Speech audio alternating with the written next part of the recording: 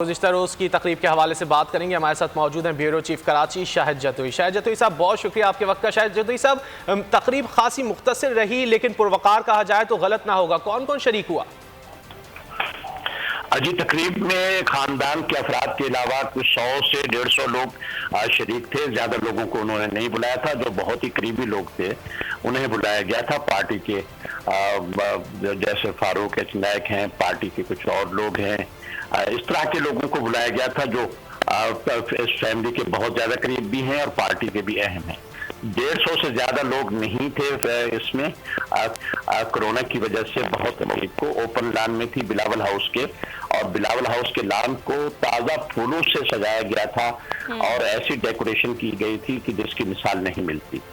हर तरफ फूल ही फूल थे, फूलों से ही पूरा लॉन सजाया गया था। दीवारों को, कॉरिडोर्स को, इसको ताजा फूलों से सजाया गया था और एक यूनिक किस्म की डेकोरेशन थी जो बहुत कम देखने में मिलती है।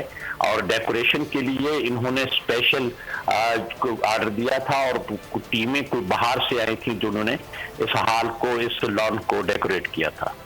जी ठीक है, बख्तावर भुट्टो की मंगनी के हवाले से, उस तकरीब के हवाले से आप आगाह कर रहे थे शाहिद जतोई, बहुत शुक्रिया आपका।